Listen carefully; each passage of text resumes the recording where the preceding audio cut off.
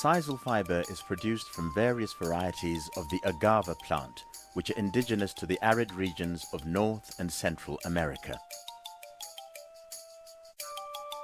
The plant is characterized by its leaves, which grow to a length of over 1 meter and yield a long, creamy white and very strong fiber.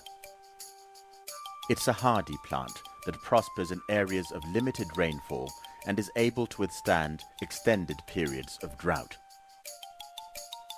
Globally, the total fiber produced annually is estimated at approximately 220,000 tons from the main growing areas in South America, specifically in Brazil and Mexico, China, and East Africa in Kenya, Tanzania, and Madagascar.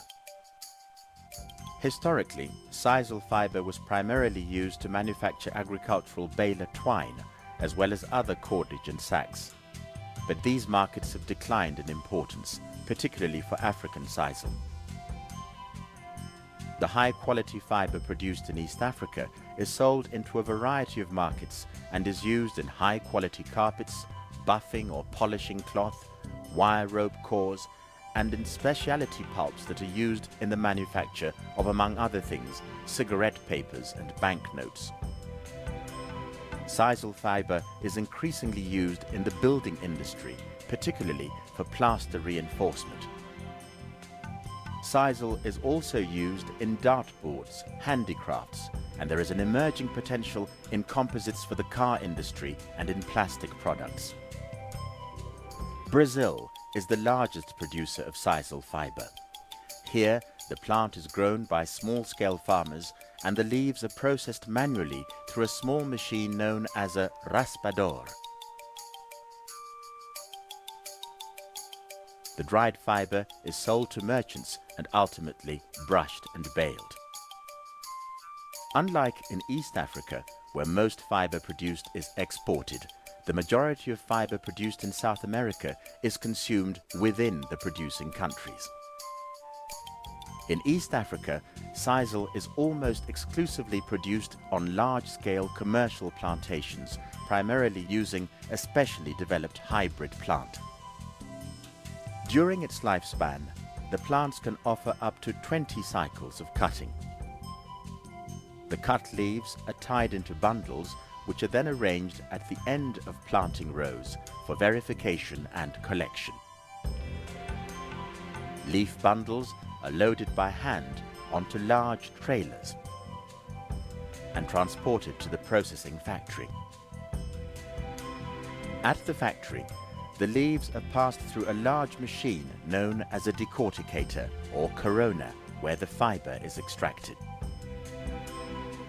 Water is used in the decortication process in order to wash the fiber and to assist in the removal of leaf tissue.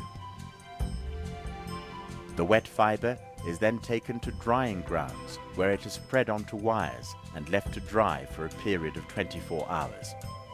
When thoroughly dry, the fiber is taken to the brush room, where it is brushed to separate the individual fibers and prepare them for grading. The fiber is graded according to length, color, and blemishes. After sorting, the different grades of fiber are placed in boxes which are delivered to a baling press, where the fiber is compressed and consolidated into bales ready for shipment. Considerable attention is given to grading and quality control, with the higher grades fetching a better price.